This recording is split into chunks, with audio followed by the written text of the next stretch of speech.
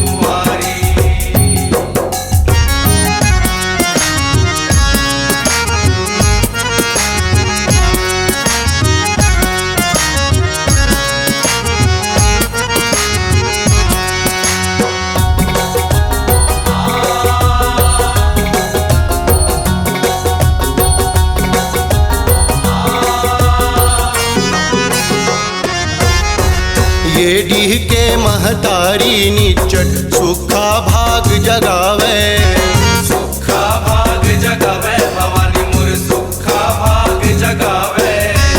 जैसे सुखा नदिया में मैया गंगा के धार बहावे, गंगा के धार बहावे भवानी मोर गंगा के धार बहावे। धन है छत्तीसगढ़ के नर नारी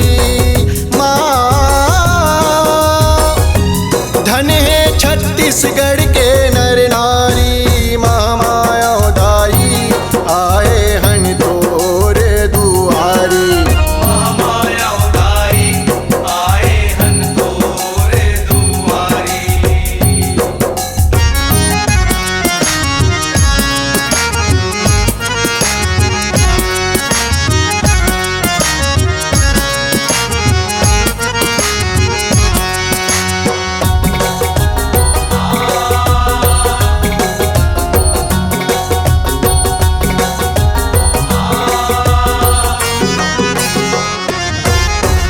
अपरंपार है महिमा मैया अद्भुत तोरे माया, अद्भुत है तोर माया मैया अद्भुत है तोर माया।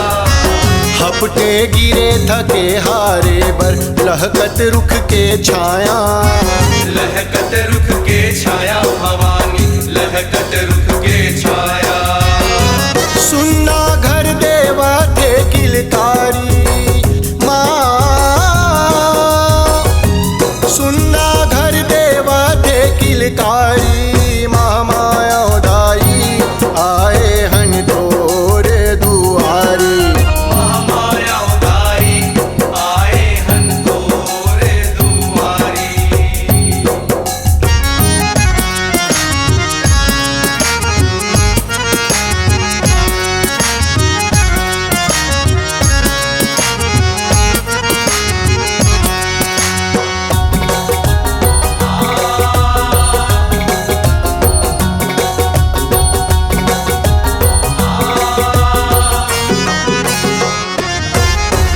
श्रद्धा के तेल भरोसा के बाती प्रेम के दिया जलाते हो, प्रेम के दिया जलाते हो भवानी मोर प्रेम के दिया जलाते हो। भक्ति के भट्टी में अवगुण तल के ममता के भोग लगाते हो,